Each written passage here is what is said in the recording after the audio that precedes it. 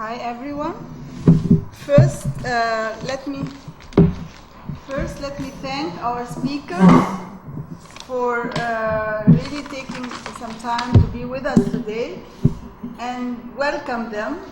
Professor Neveen Ahmed from Department of Management and Professor Ayman Ismail, Endowed Chair of Entrepreneurship, both professors at the School of Business, whom I suppose many of you around the table here know them quite well. This roundtable discussion is held within the series of lectures, the Center on American Studies and Research, Prince Al Walid American Center for American Studies and Research, also called CASAR, has been organizing for the last year with the faculties to capitalize on their knowledge and expertise. Dr. Ayman has a very intriguing article on the web. Maybe some of you have gone through it. The title is really very attractive: Fasten Your Seatbelt, Egypt, and Brace Yourself for Some Turbulence. And today we are in the middle of these turbulences. Our two experts will talk to us on this very timely but also very controversial issue, particularly for us at AUC, certainly faculties as well as students. So we are all really interested to understand where we are heading, whether the floating of the pound is a belated step, whether it is the reason behind the galloping inflation which we are experiencing nowadays, whether this will lead eventually to some light at the end of the tunnel, and when can we expect at least a relative stabilization of the pound.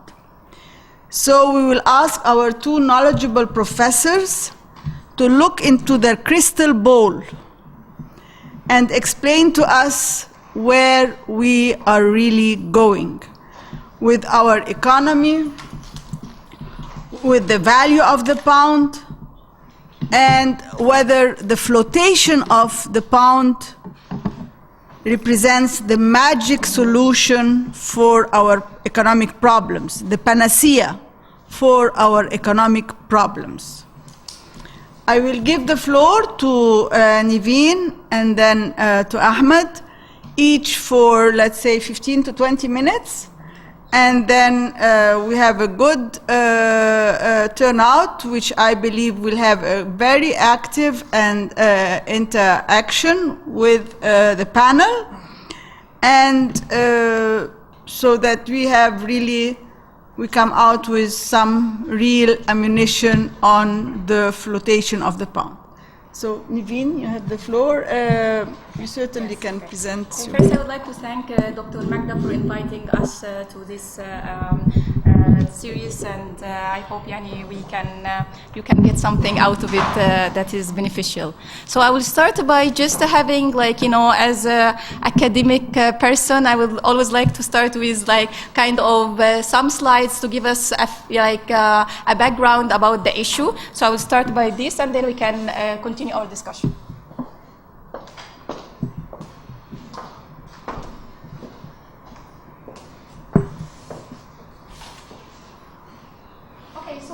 I will start by just, for those who doesn't have a finance background, by defining quickly what we mean by flotation. So flotation means that you are moving your exchange rate system from maybe a fixed or any other kind of exchange regime to another one that is totally left to the pure supply and demand forces. So you see how much is demanded, how much is supplied, and a pure intersection between supply and demand will determine the rate, and this rate will continuously change as long as the supply and demand is changing. So here we don't have, as before, the central bank is intervening to set a specific rate at which the banks has to abide, to set their exchange rate, but leave it to the pure supply and demand. Like one of the questions okay, who should be interested to know more about flotation? I think everyone should be interested. Like businessmen, it affects their costs, it affects their revenues. You as a student, it affects your daily expenditures, right? Now when you go and buy your cloth, you buy food, you go here for tuition, you find that prices are changing, and whenever you ask someone why is it changing, they reply because the foreign exchange has been floated. So everyone, whether you are a student, whether a professor that I have savings, whether you are a businessman, all of us should be interested to know more about this topic because it affects our daily life. Okay, so I started to think, okay, let me go to history and see if this flotation experience has, in Egypt, has been tackled before, did we pass through this before, what was the outcome?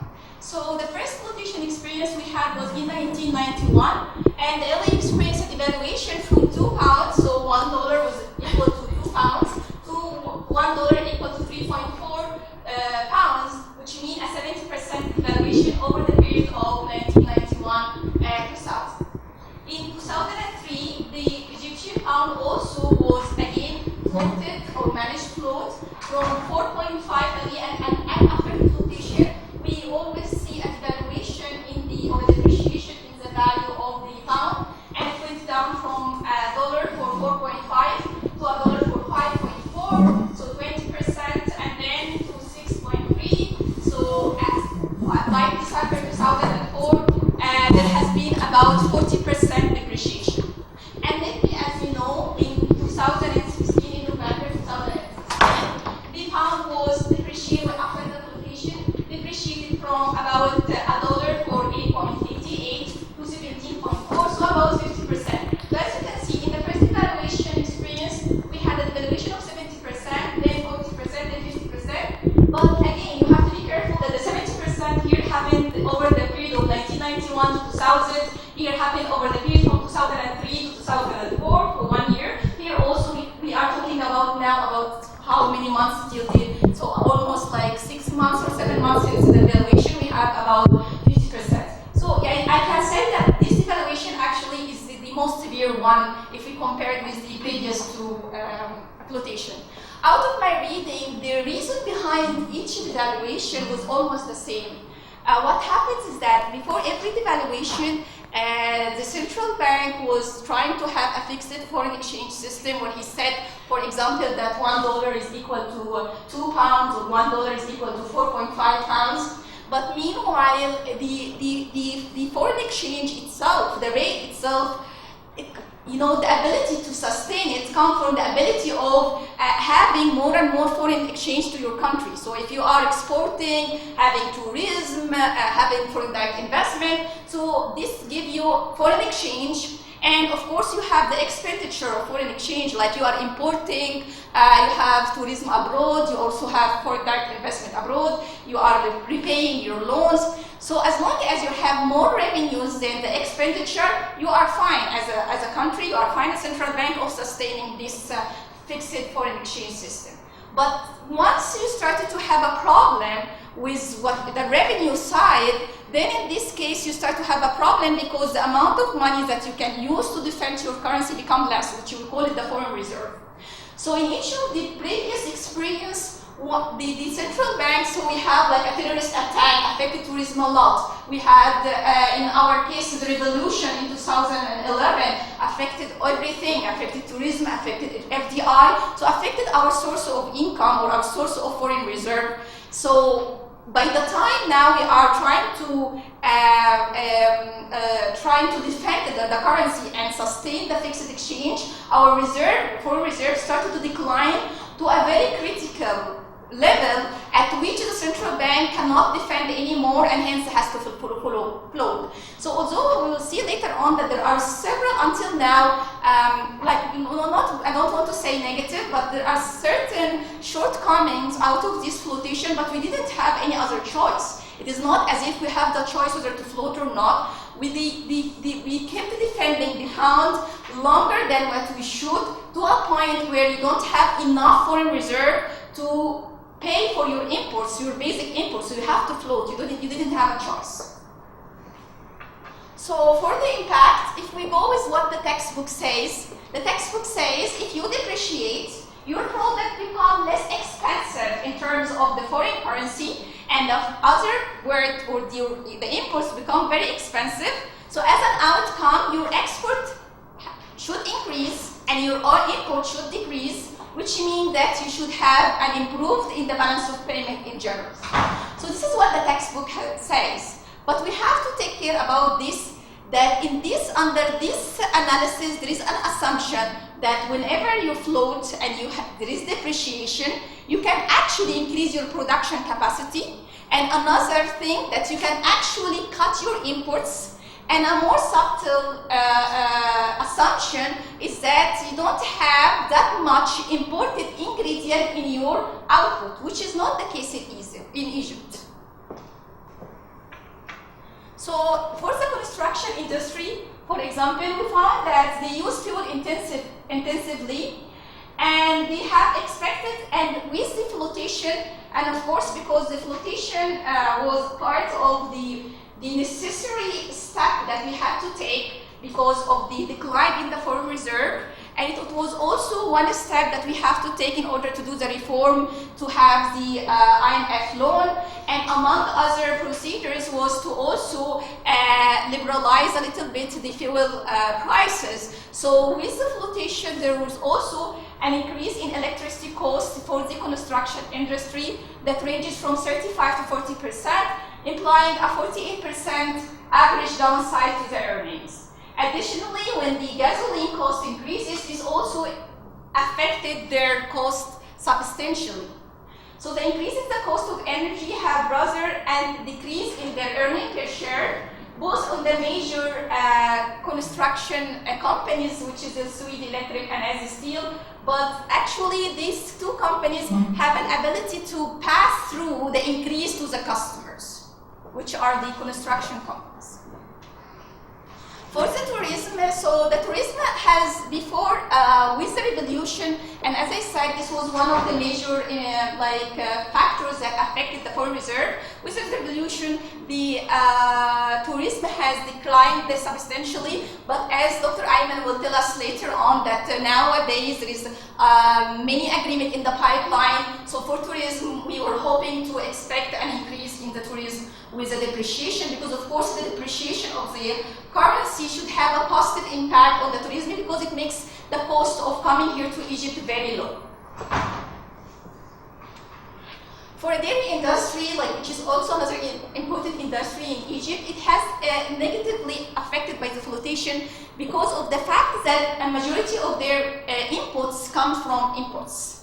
So this has affected them. That's why you see a huge surge in the dairy product like milk, cheese, and like yogurt, all the dairy products, because of the fact that most of their ingredients are imports, and imports prices have been increases, which also affected their ability to more or less to have a competitive export prices. Real estate industry also has negatively impacted with the flotation because of the increase in the price of steel. And this is and the cost of construction has increased between 40 to 50%. Okay, as for the inflation, with the flotation experience that we have in 2003, the inflation rate has increased in 2003 from 3% to 13% at that with the flotation. Because as we see with the flotation, what happened is that you have a lot of imported ingredients, so companies who are domestically produced has to increase their prices because their cost is increasing.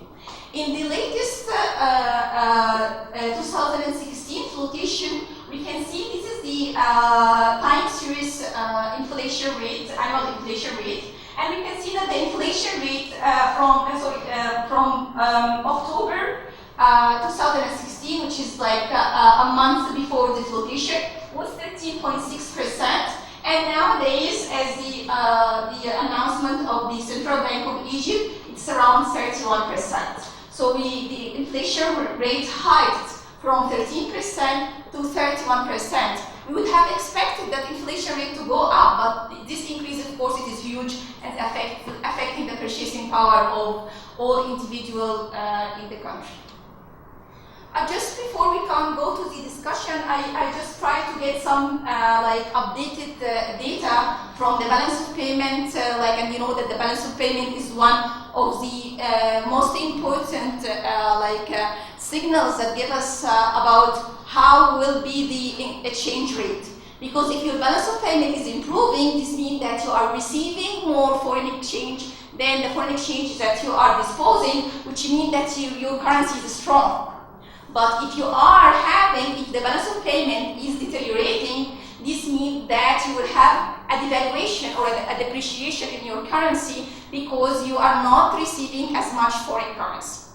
So in total, we can find like the data, the first quarter of 2017 is not published yet, but we have the first half of the fiscal year 2016-2017, which covered, I think, from June until like December of Jan of 2017, and it says that there is an improvement in the balance of payment.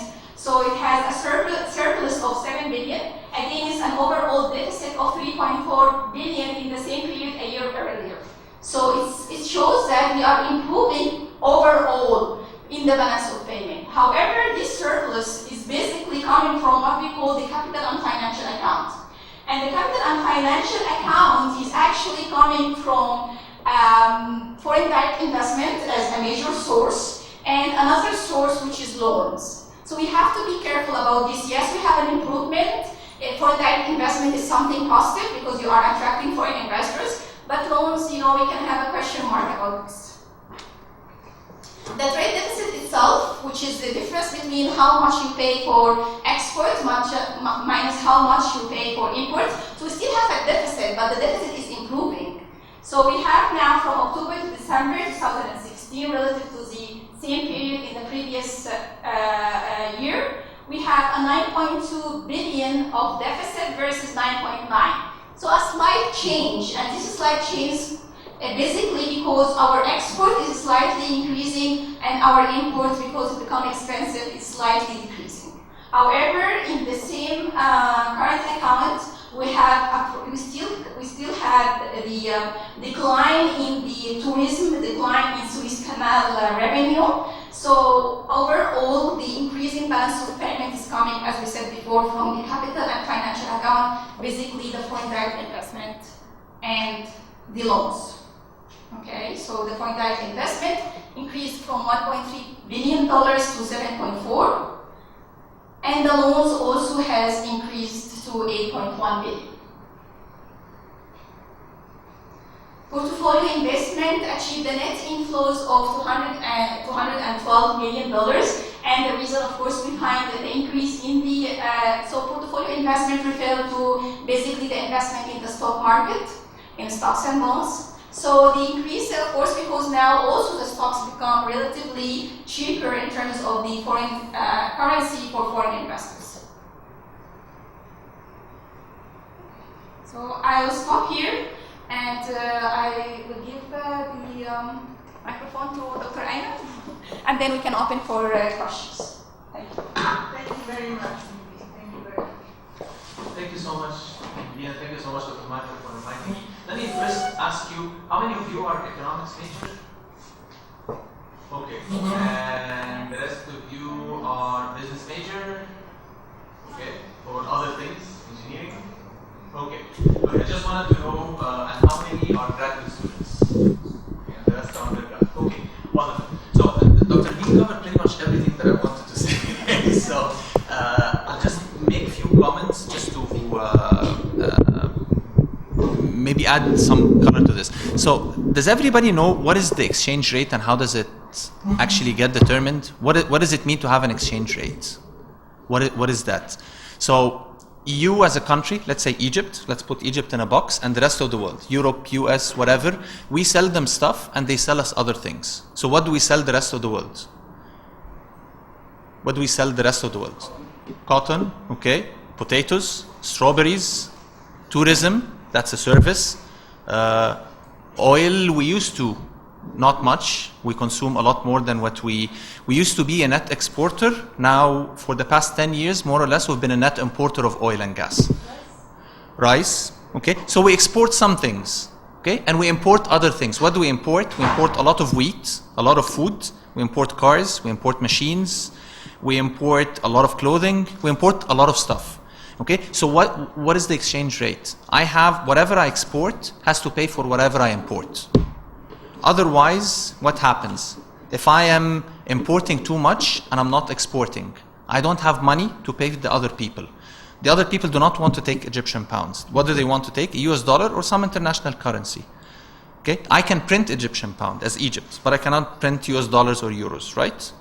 So I can print my Egyptian pound, but they want to be paid with a currency they can use somewhere else. So whatever I export has to balance whatever I'm importing, more or less. So if there's some imbalance, it goes away over some time. But if it's a big imbalance, I import a lot and I do not export, what happens? I cannot pay the bill. So what happens when I cannot pay the bill? People do not want to sell me stuff. When people do not want to sell me stuff, what happens? I basically have to figure out, have to just go back to importing whatever I can afford. Half of it, third of it, whatever. So what happens when you're importing too much for very long? What happens is that your currency goes down. Why? Because that has to be balanced. So this balance of payment that Dr. Neveen talked about, that's the big problem. We used to be importing almost whatever we're exporting, more or less, plus some other things, investment and all of that. So things were a little bit balanced. So what happened? All of the other countries in the world, they devalued their currency. That happened around 2009 when there was a financial crisis. We did not do that. Why? Because there is a mindset in Egypt that our currency represents the strength of our economy. That's completely bogus. It's a wrong statement. People think if the currency is high, it means the economy is rich. That is wrong. Okay? So what happens when you keep your currency high? You're actually helping people import. So since 2009 till last year, you were actually supporting importers. So why? Because you're making imports cheap. So what happened? You have the markets flooded with imported cheap products. Why? Because your currency, you kept it very high. So it was easy for people to import. What did you do on the other side? You were penalizing your exporters. The factories, masna, the tourism, the hotel, all of these are exporting. So you're making it very hard for them to export. So you're making the problem harder. So by keeping the currency high, we actually lost a lot. So starting 2009, we kept the currency high. The gap started to get bigger. And because during the years of the revolution, everybody was afraid, I don't want to be the government changing the currency. So everybody was afraid, so they left the currency at the same rate. More or less. It went down slowly, but not much, from 5.5 to maybe 7, then to 8.8, that was the last one. Should have gone a lot more. So they made that mistake, and because nobody had the political power, political will to make a decision, that was hard. So it ended up that the gap between what the real number should have been and what the number in the bank was very high. What happens when you do that? More people want dollars. What happened when more people want dollars? The central bank has to spend the dollars that they have. They have a saving, a reserve of dollars, so they have to spend it. What happens when they run out of dollars? You don't have money to pay for imports. You don't have money to pay for food, for medicine, for machines, for other things you're importing. Okay? So you get to a point where someone is going to tell you tomorrow or next month, you don't have money to pay for wheat, bread. So now you're getting to a point where you're really stuck. What do? Suddenly you bring down the price, the value of the currency. Why? Because you did not do it gradually, so you have to do it immediately. It's like someone who has not studied for the whole semester and he has to crash everything in one night and it doesn't work. So what happens when you do that? It becomes a disaster. So this is what happened there. So that's really what happened in the past few years. Dr. Neveen mentioned something interesting. We did the flotation 3 times before. So what happens? There are 2 separate things. Flotation, devaluation. Flotation is about what? Who sets the price? So when it's fixed, the central bank sets it. When it's floated, the market dynamics sets it. So that's flotation. Devaluation is something different, which is I bring the price down. Usually they go hand in hand, but they're 2 separate things. So 1990, the price went down. We did a flotation and devaluation. That should have been it. Why did it happen that we had to do this again 10 years later?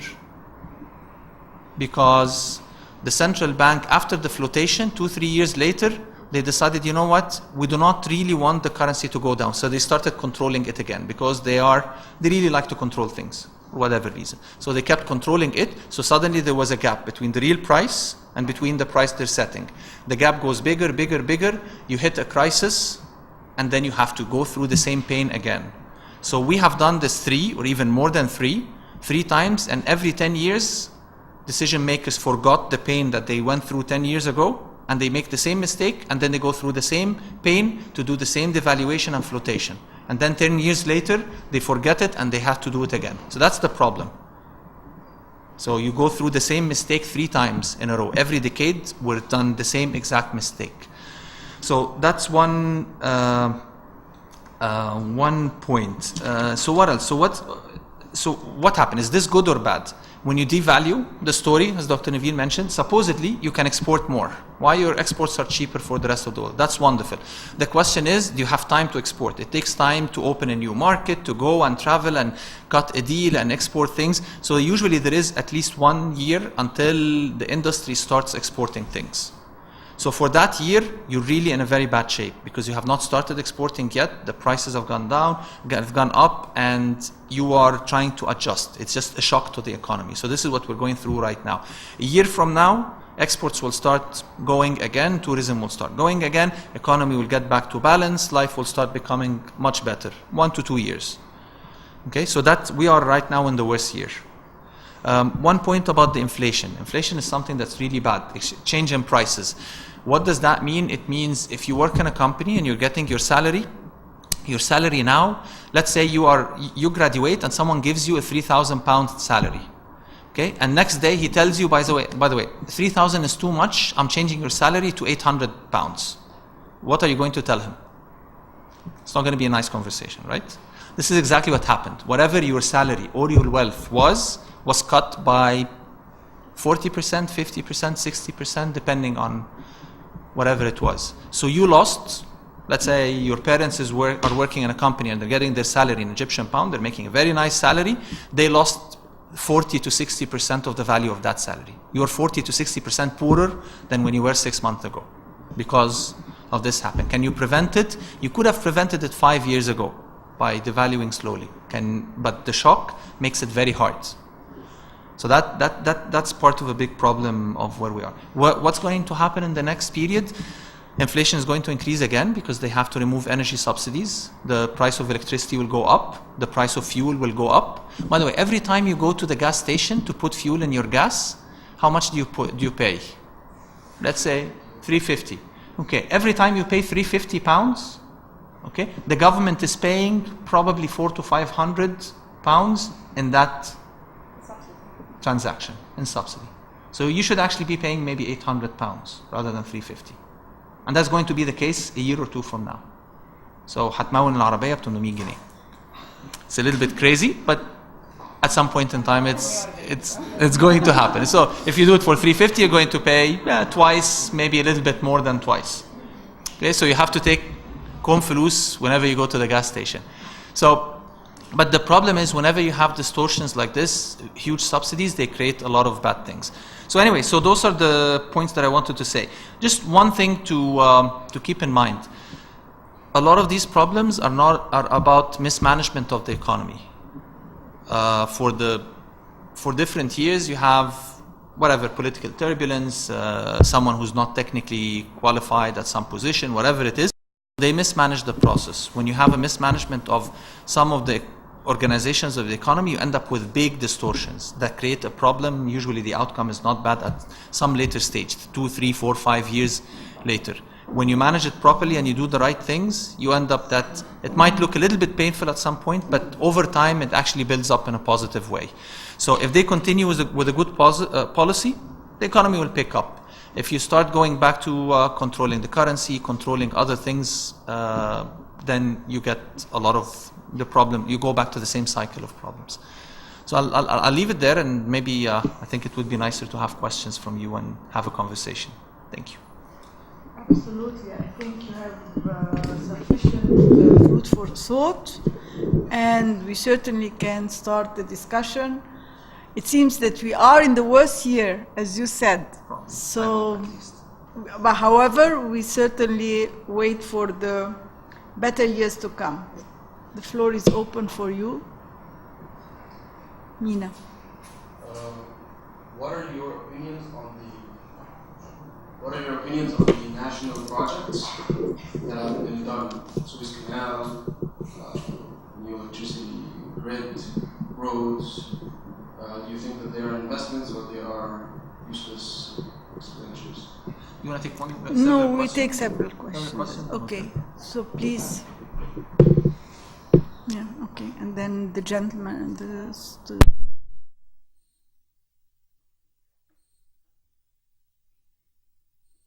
That we're in a severe economic crisis, so is it actually as severe as we believe it is? And if it is, are we on the right track or not? And the second thing is, we talked about the economics part and the business part, but what about the average Egyptian citizen? How can they deal with the situation we are in today?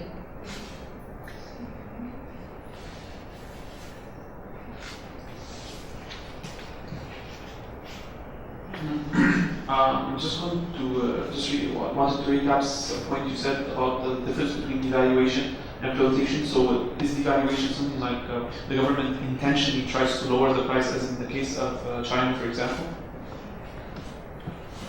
Okay, we can answer these questions and then we can take another group of questions. And I want also the back rows to be also active and coming up with questions, okay? So maybe Neveen. I'll start by the last one, then go Ahmed.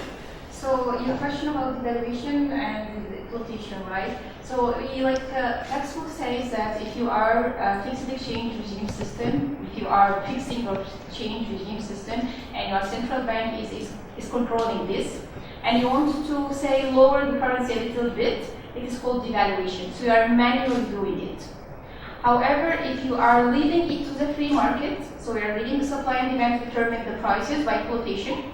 So flotation will make it free market, supply and demand determine the price. Tomorrow wake up and find that the price has gone down. We call it depreciation. So just the textbook definition of devaluation, that manually doing it, depreciation, leaving it to the market. Okay, so the question of how the average Egyptian citizen can deal with it is a very normative question, and I think if we have someone from the government can answer this, but however we can try to brainstorm together about how they can survive it, because what I know is that the Egyptian government is having some kind of subsidy system for food and for the very poor. They have other program they created to avoid the severe impact of this flotation and increasing prices on the poor. And when I spoke with my students in the class, I say, okay, I feel so bad that they said an example, it's a funny example, but I was standing in the supermarket and I always get imported tuna, and the imported tuna prices I think went up from something like 20 pounds to something like 75 pounds. And I just was staring at the can of tuna, and an old lady comes and tells me, why are you staring as that? And I said, the tuna when priced from 20 to 75, she said, buy the local one, So, what I want to say is that our problem is different from their problems, and yes, we are experiencing increasing in prices, but we have substitutes, right? And we can always get the domestic one, which still will be less expensive for us. However, their problem is huge because they are barely living, and we have, I think, about 40% of the population living under poverty line, and we have about 85% having less than 4,000 per month. So these are people who are really, hit hardly with the devaluation.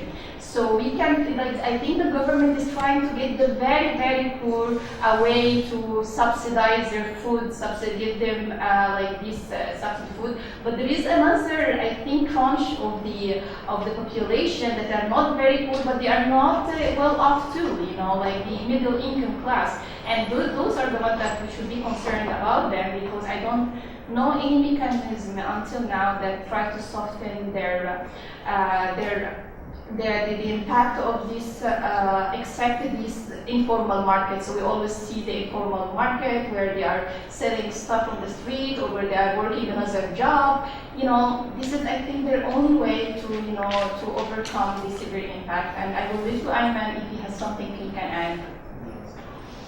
Okay, so I'll take them in order. So national projects. National projects are a bit controversial. They affect the economy. Whenever you have a recession, it's good to go into big construction projects because they help keep people employed, energize a lot of the local industries. However, I think that there is a disagreement about what are the priorities that you should have. In my book, the priorities should be things that will get you to export more, rather than infrastructure that has a long-term impact. So I will focus on the short term. I want to export tomorrow. I will focus on getting the factories that are already there, but they need to be either revamped or reoperated, or they have bad debt and they closed. There are thousands of factories that stop. I will focus on getting them up and running very quickly because it's something we've already invested in, and get them to export. So I will focus on actually short-term national investments, that's perfectly fine, but very short-term export-oriented targets. And then we can go to the long-term infrastructure. Our infrastructure is not that bad. So, but it needs a bit of revamping. But I would not have started from that position. I would have started on it maybe a year or 2 years down the road when the balance of payment would have adjusted. So it's a matter of priorities, what types of projects you would pick. So that's one point. Is it severe? How bad is it? It's all bad is relative. So Venezuela right now, you know, Venezuela has the largest oil reserves in the world. They have more oil than Saudi Arabia. It's a very rich country, super rich. People are standing in line to get food. Why? Because the economy is mismanaged. Complete mismanagement, complete political mismanagement, economic mismanagement. So it has very little to do with do they have money or not. There are many countries that are poor, but they have a good management of the economy, and they're doing okay. They're growing and they're doing okay. So how bad is it? I think it depends on what you feel. Do people feel it's bad, and how relative is that to other places? Is it going to get better? Yes, it is going to get better. The question is how fast and how far and how better it is, and that depends on different actions that the government is going to do and other people are going to do. And also the politics in the region. Are you getting tourism back? Tourism would help a lot if you start getting it back, so there's something about terrorism and all that. So there are so many different things that make it a much harder thing to say it's really good or it's really bad. Okay? Now, how does it affect people? We mentioned the 40% inflation. 40% inflation, it means when you go to the supermarket, you were buying a package of food and you were paying, let's say, £200. Now it's going to cost you more than £300, £320, £350, and so on. So what happens? Unless you have more money, you're going to buy less. So it means that your life is going to be worse. If you are really poor, probably you're not buying much in the first place, and you're getting some subsidies from the government, and it's subsistence and survival. So your life is not as miserable, but it used to be as miserable. Okay? If you're really rich, you might have some nuisances. Your new BMW used to cost $500,000, now it's going to cost $1 million. I feel bad for you, but I don't really feel that bad for you. Okay, so sorry, you're going to pay more, maybe downgrade a little bit, buy an older year model or buy another whatever, but tough luck, you know, it is what it is. However, there is the good 50-60% of the population who are having problems paying the tuition of their kids in schools, paying for medical bills, paying for normal lifestyle things that they used to afford that would keep them in the same social standard. Those are the ones that are hit hard. Someone was making a salary of £8,000 and was having an okay life. Now that salary is equivalent from $8,000 to $3,000. So he has to move his kids to cheaper schools and cut benefits that he used to give to his kids, and maybe not buy the same clothing this year, and maybe cut their travel, and maybe think twice before going to the doctor. So those are actually the ones that their life are really hit and they feel. And that's your broader middle class, whether there is one or not, but that's what it is. So those are the people who are really hit much harder, and that's a big part of your country. So that it is really bad for that segment. What will happen? Hopefully, over time, salaries will adjust, there will be investment, there will be other things, but that might take 1, 2, 3 years until that starts happening. So for that interim, this big chunk of the population is having a really bad time because they're feeling a decline in the standard of living that they have. And unfortunately, it is what it is. You have to prioritize your cutting and figure out what you do. Maybe take 2 jobs, maybe drive an Uber in the evening to get a few thousand pounds extra to pay for a few things. That's what people are doing. So that's the reality of the situation. Now, the valuation and flotation and China, exactly what Dr. Neveen has mentioned. Some countries keep their currency low because that helps them export. China has done that for decades, and that's because their strategy is, I want to be an export-oriented economy, so I keep their currency low, and every time someone brings their currency, they bring their currency down even, so they're doing that intentionally because that helps them become more competitive in exports, and their theory is, when I export a lot, my industry grows, and maybe after 10, 20 years, when my currency comes, I can appreciate it, but I have upgraded to other industries that are not cost competitive. So they're competing for cost, not for knowledge. Okay? European countries, they're competing for knowledge. So Germans import, they have an amazing balance of payment. What do Germans export? They export the machines to China that the Chinese would use to build the products that they export to the US and Egypt and other countries. So if you have a knowledge economy, you can have your currency relatively high. But if you are competing for cheap price, cheap labor, then you have to keep your currency low, you have to keep your people poorer. That's really what it means, because that helps you export and grow as an economy. It's a strategy, and many countries have done it. So if you want to become an export economy, you keep our currency very low for an extended duration, and then the exports will build up. Okay, we have a few more questions, and these will be the last because Dr. Ayman has a class, and I have an engagement with him and I have to come late. So the last cluster of questions, please, 4 or 5 questions will be very welcome. You said that the devaluation was a shock for the economy, so what are the steps that should have been taken to prevent this shock from happening? And I also have another question. Since the inflation is an inevitable solution, we have to do it both ways, anyway. So how would we have done it differently? I mean, what should the central bank, what steps should the central bank have taken in order to make it different, or not to make it as disastrous?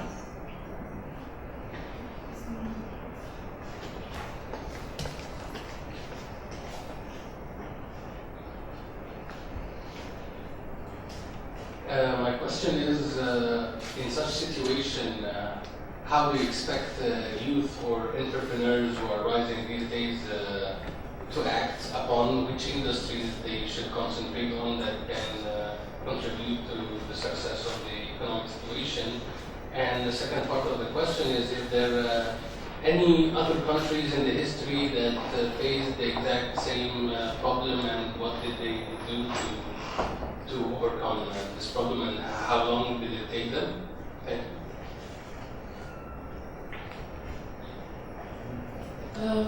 There are different types of exchange rate regime. There are the free float, differs from a managed float. So in Egypt, is it the free float or a managed float? Also, can you discuss the major milestones set by the IMF, the condition set by the IMF? The last question, I think, over there.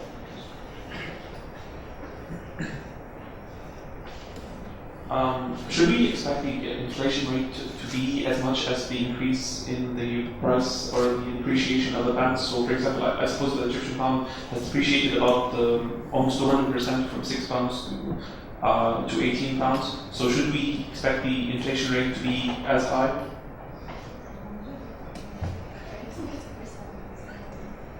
Okay, no more questions? Fine.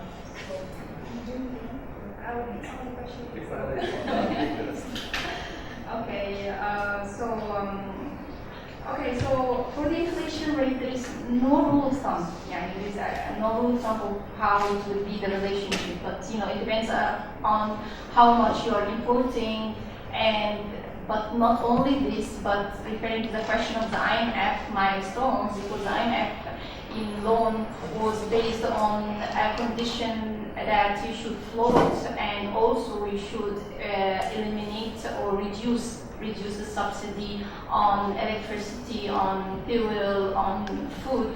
So, or and subsidy on fuel and electricity, which also affected the cost of production and affected prices. We have two sources of effects on prices. One comes from the devaluation of the currency, and another one comes from the electricity cost and transportation cost on your product. So there is no one-to-one relationship, as you can see. There are factors that we can say yes, yes, the prices will increase, but we cannot predict exactly by how much they will increase. However, also I think what we really lack in the economy is also some kind of, not a supervision, but guidelines about, because you see that prices sometimes go up from one day to another, although there is nothing is happening, like the currency didn't devalue more, or that the subsidy is still the same, but the prices are moving up.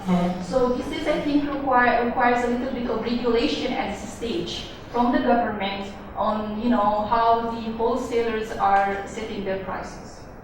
As I said, for the IMF loan, and the IMF loan by itself, as you might know, the aim of it was just giving positive signals for the foreign investors that you are on the right track. So it's not the amount of money itself that we are targeting, but the signal of this IMF approval that this country is on the right track, so foreign investors would then come. And as we said, it was basically flotation and some subsidy removal from the major fuel and the electricity. As for the steps to prevent, so the first two questions, I think they are very alike because you were asking steps to prevent this shock, what should we have done, and also your friend were asking on the same question, but a different angle, which is how should we have done it differently, right? So as Ayman have said, and as we have been exposed before, that our flotation experiences are copy-paste, mistakes are copy-paste, which means that every time you have a problem, whether this is coming from a terrorist attack that influence your tourism and influence your balance of payment, your reserve to come down, it should signal for you, leave the currency to float so that you don't deplete your reserve. You don't do this. You keep depleting your reserve to a point. As Ayman said, you cannot afford to pay for basic inputs like food, wheat. So you cannot sustain this because it will lead to a political unrest if people don't have food to eat. So you float. So basically, what could we have done? We should have floated earlier. However, I think from our place it's easy to be said again. Because because the 2011, it was a big revolution that led to a depletion in the reserve by almost 40% over the first year, and then 60% until later on. But it is, I don't know if I were in their place, I would have the courage to take this step within this very unrest political situation. In a normal situation, if it just was a terrorist attack like in 1991, I think it's easy to be done. I think it should have been done. Like it should have floated right away.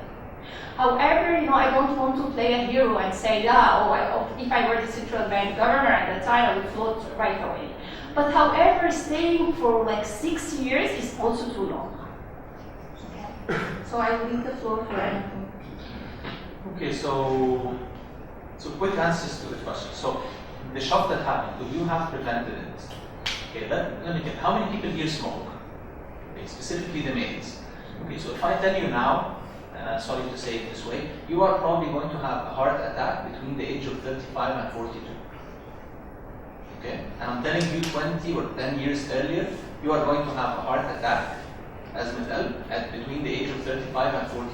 Most males who smoke heavily get a heart attack at that age. Okay, would you stop smoking? I hope I convinced some of you. Okay, so what happens?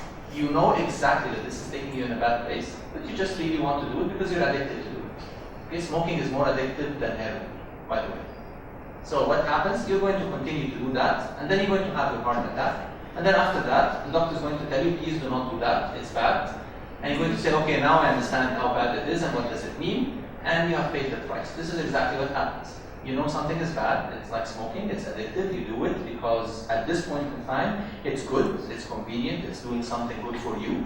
But when you get to that point, when you actually really face the real heart attack, the real crisis, you realize that maybe I should not have done that over the past 10 years. It's too late. So can you avoid, could someone have avoided the crisis? Yes, but it's hard. So someone needed to have the courage to say, you know what, we're going to do X, Y, Z, and it's hard. There might be other political things that are happening. You wanted to keep some stability between 2011 to 2014, and that was more important than actually taking some of these things. You had people in the street wanting to actually get specific benefits, and you had to do that because otherwise the political price would have been, security price would have been really worse than postponing that other problem. So people have priorities, and you can never judge that. But very late for the, let's say 2014 and 15, there should have been some gradual devaluation for the currency. That should have happened. But people were still in the mindset of let's keep it stable, we're scared of shaking the system until we get to the point where we really don't have choice. Don't have choice to the point is that you do not have money to pay for the bread that you're going to feed people in 2 weeks, or in a month, or in 3 months. So you have to do that, and nobody else, everybody stopped giving you money, and you just getting to that point where there's no other choice. Okay, so that's exactly what happened. Was the flotation inevitable? Flotation was not, the valuation was. You have to bring the value of your currency down. You need to leave it as actively managed or managed flotation or real flotation, all of that. These are all decisions that policymakers have to do, and there are pros and cons for each one, and you can survive on different systems. I'm pro a managed flotation, that it has to be managed in a prudent way and wise way. But as long as you're not just taking it and leaving it and not doing anything. So, what else? I want to keep that at the end because that's the one I want to end on. Other countries, this has happened in Brazil, has happened in Argentina, happened in Poland, happened in Turkey, happened in Vietnam, happened in pretty much every country in the world. Has been managed more or less. Most people's behaviors are exactly the same, so they do exactly the same thing. They keep trying to defend the currency until they run out of money, and then they hit a crisis, and then they are forced to do it immediately. Some countries defaulted out of debt. Argentina at some point said they're not going to pay their debt. Once you say that, you're in a big disaster because nobody is going to give you money. You cannot buy anything on credit from abroad. You have to pay cash for everything. If your aeroplane, Egypt Air aeroplane is landed somewhere else, people will take it and say, you know what, we're going to take that aeroplane in exchange for our money, literally. And they're going to go and try to seize your embassy in the country, to take the piece of land and sell it. Literally, it's a disaster. Nobody wants to do that. So people pay the price of really doing the valuation rather than declaring, you know what, we're not going to pay our debt. Argentina did that, I think, in the 80s or 90s, and it was a huge disaster. So people don't do that. Now the IMF, everybody hates the IMF, and for good reason. The IMF and the World Bank, they call them the Bretton Woods institutions. They were created after World War II. Their objective is that they don't want to let countries go bankrupt. So they call them a lender of last resort. So this is like the ICU unit in the hospital, intensive care. You only go there when you're just about to have a big crisis, or you just had a big crisis. So when you go there, it's a sign that you're actually in deep trouble.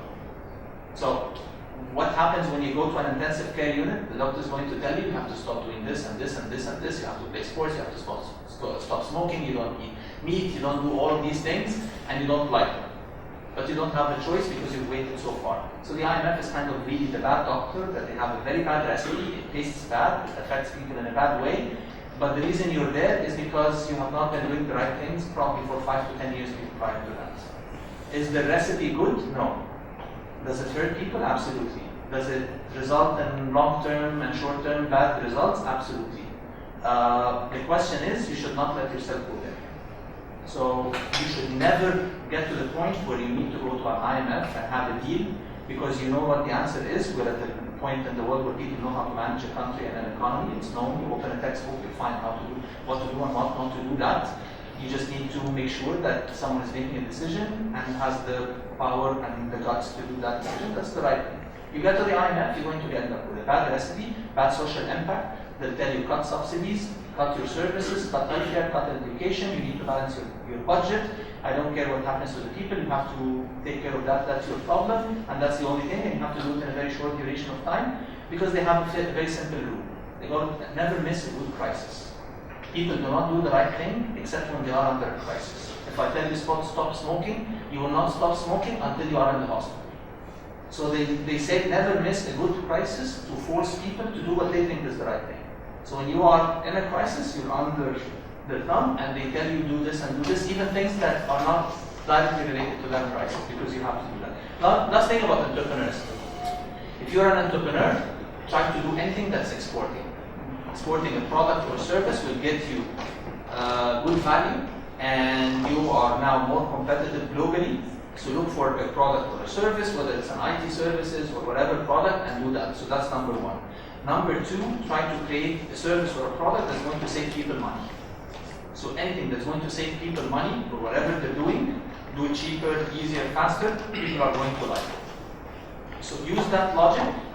This is not the time to try and sell a luxury product, not the time to try and sell something that people may or may not need.